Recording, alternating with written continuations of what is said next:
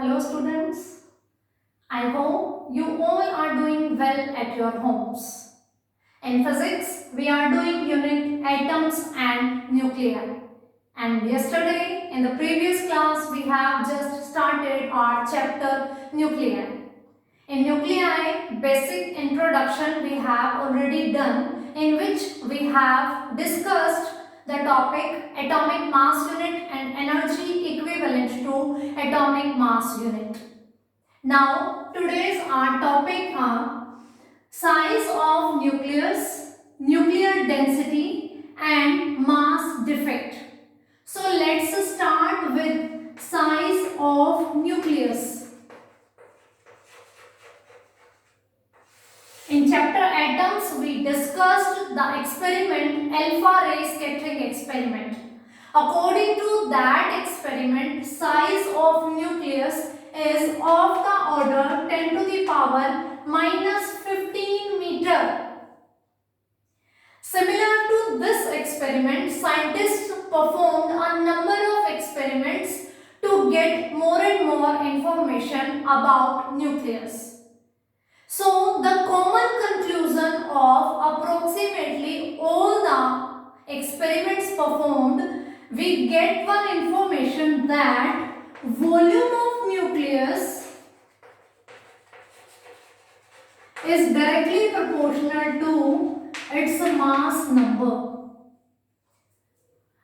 Similar to the alpha ray scattering experiments, scientists performed a lot of experiments to get more information about nucleus. So the conclusion of all those experiments was calculated that volume of nucleus is directly proportional to mass number. We know that mass number is sum of number of protons and neutrons.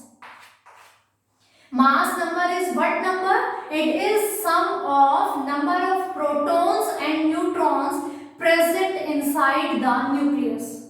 Obviously, if we have a light atom, it is having few number of protons and neutrons, it is going to occupy small space.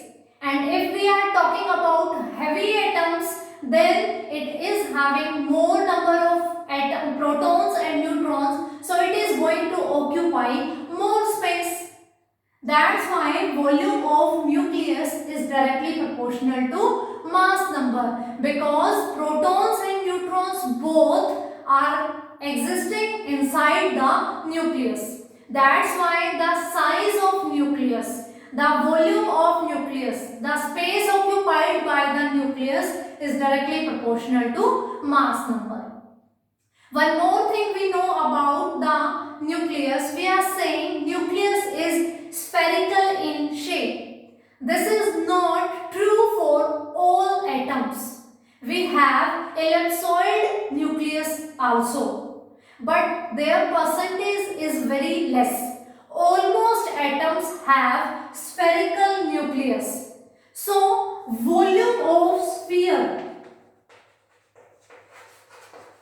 We know volume of sphere is given by 4 by 3 pi r cube, where r is the radius of sphere. Sphere is a three-dimensional shape, and we are considering that nucleus is spherical in shape.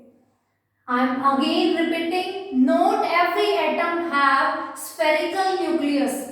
Very few, very little nuclei are there which are ellipsoid in shape, but maximum cases are having spherical nucleus. So for general, we are using this. Volume of sphere is 4 by 3 pi r cube, where r is the radius of that nucleus. And according to the conclusions of almost experiments, we know volume of nucleus is directly proportional to mass number. So I can write 4 by 3 pi r cube is directly proportional to mass number. Mass number we are denoting it by A, and it is the sum of number of neutrons and protons. So what I am doing, I can write it some another form, R cube is directly proportional to A. Why? Because the variables are R and A. 4 by 3 is a constant term, pi is also a constant. So we can write this equation like this. R cube is directly proportional to mass number. Obviously this R cube, the space occupied, 4 by 3 pi is constant, so it is proportional to mass number. Now I want the relation in the form of R, not in the form of R cube. So to eliminate this cube, I am doing cube root on both sides. So taking cube root means power 1 by 3 on both sides. Taking cube root on both sides, so I will get R is directly proportional to a to the power 1 by 3. R cube की power cube root means 1 by 3. They will cancel each other. We will left with R is directly proportional to cube root of mass number. Now I am going to remove this proportionality constants.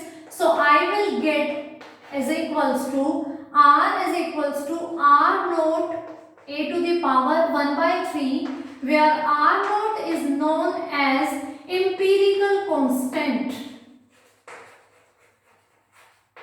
and its value is 1.2 into 10 to the power minus 15 meter.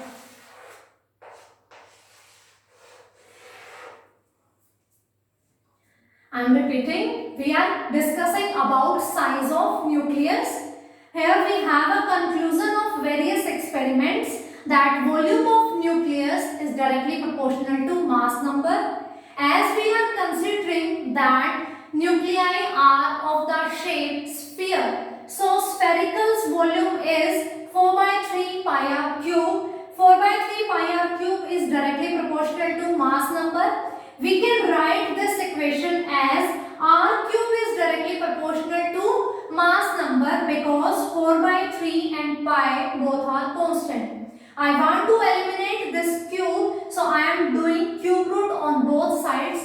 So I get R is directly proportional to cube root of mass number. And when I am removing this proportionality sign, I get R is equals to R naught a to the power 1 by 3, where R naught is empirical constant and R naught's numerical value is 1.2 into 10 to the power minus 15 meter. Students, please look at this equation. R is radius of nucleus. R naught is a constant and A is mass number. You know mass number is a number.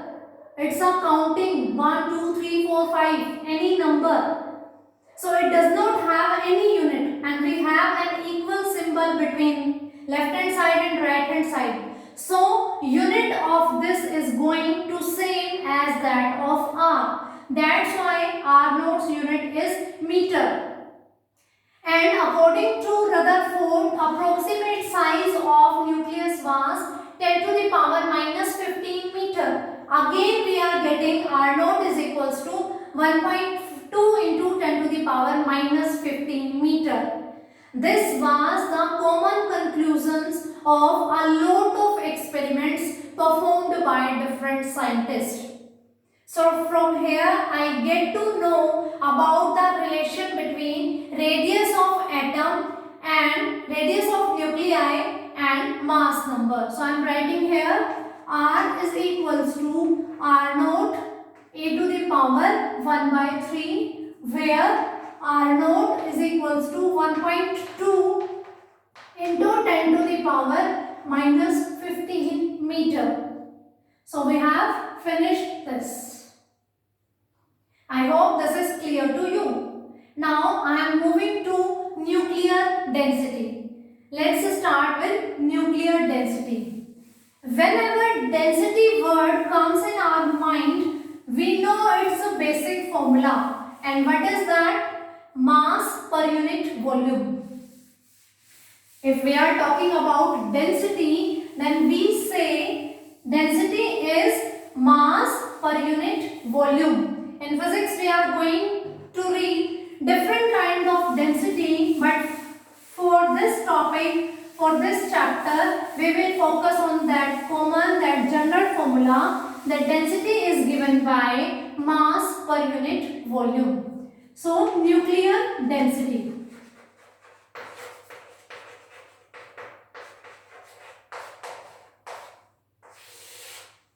Density is given by mass per unit volume. We are calculating nuclear density, so we will use mass of nucleus upon volume of nucleus.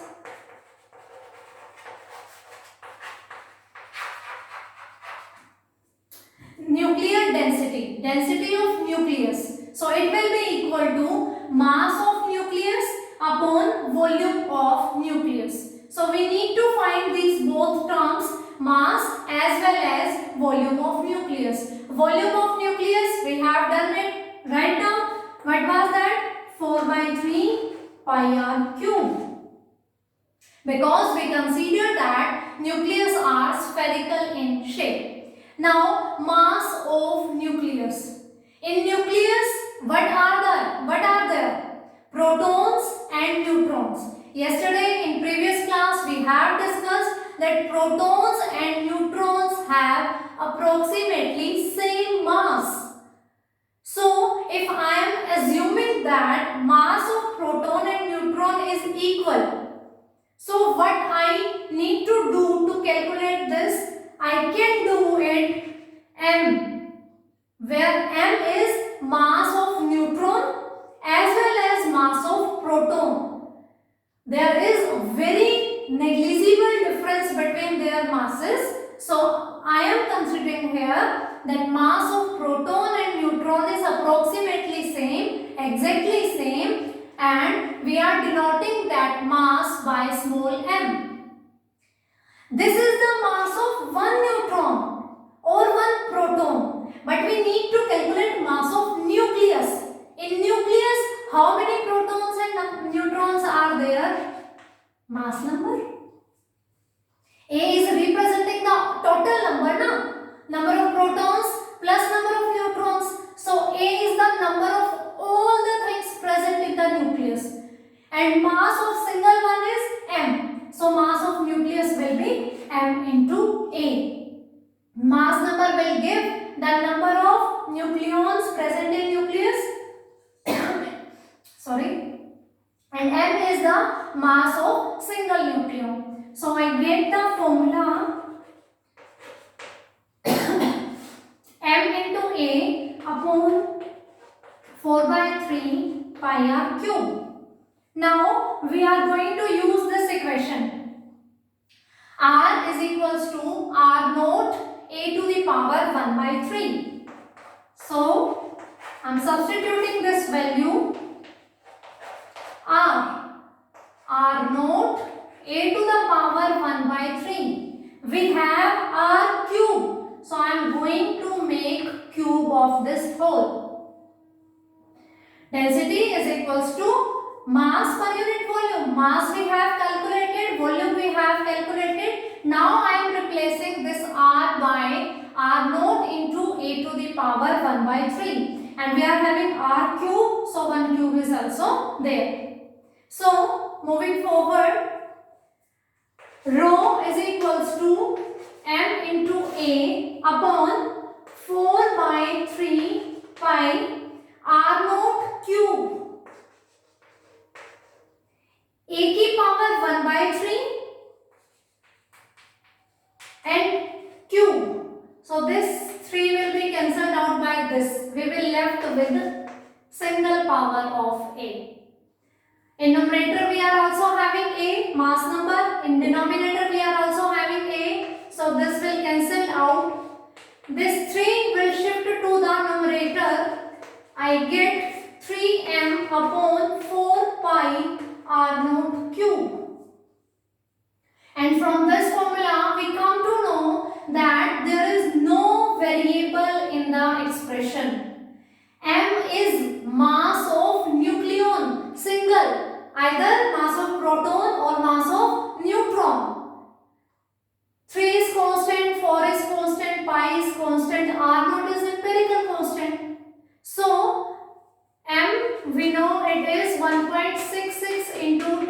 power minus 27 kilogram. This value and this value, when I am going to put here and I am calculating it, so I get the value of rho density. I get this value 2.29 into 10 to the power 17 kilogram per meter cube, because R naught cube is there. Unit of R naught is meter. When we are making its cube, so we'll get meter cube. So I get the nuclear density 2.29 into 10 to the power 17 kilogram per meter cube. But I was doing the nuclear density generally. I did not calculate it for a particular atom. I didn't use Z is equals to 1 or Z is equals to 10. I derived this expression for a general nucleus.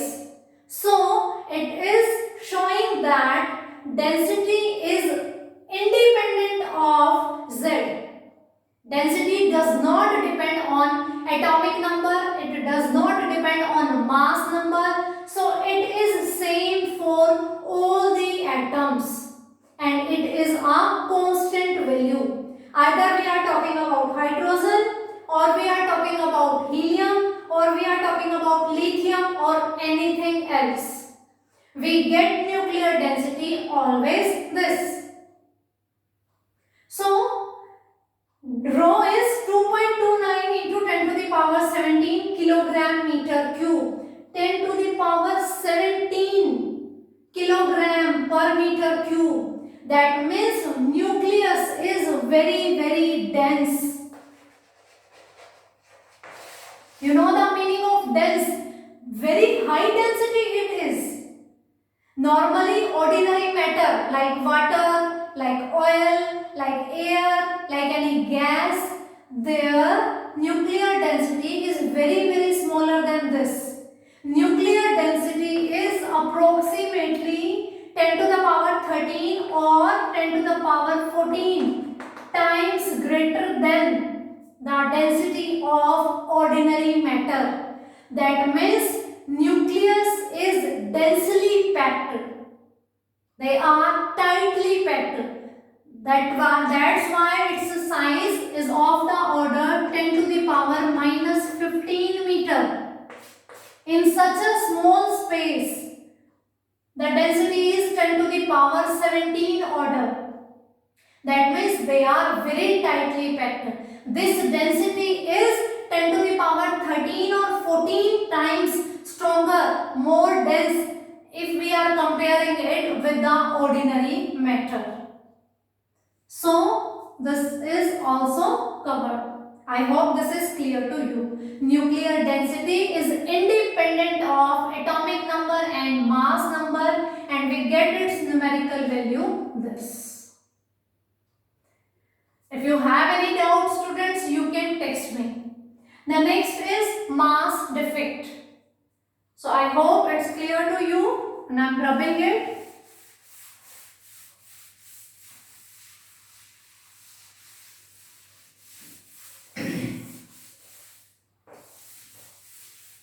Now we are going to discuss mass defect.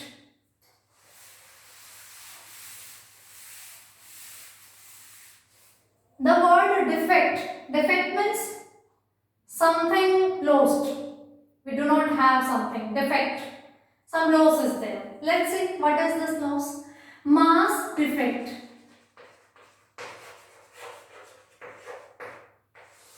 For this, let's consider few things. Let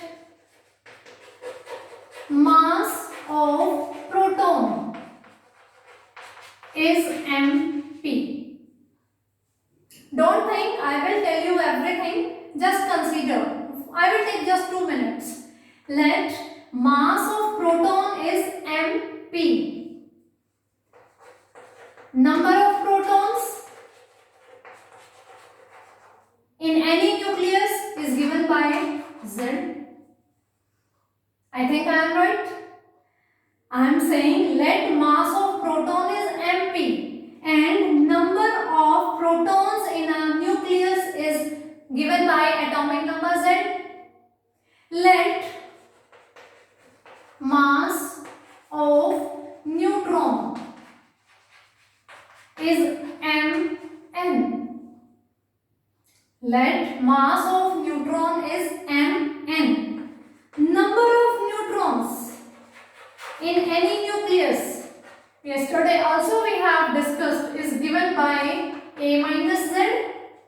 A is sum of neutron and protons, their number, and Z is number of proton. So from the sum of proton and neutron, if I am going to subtract the number of proton, I will left with the number of neutrons.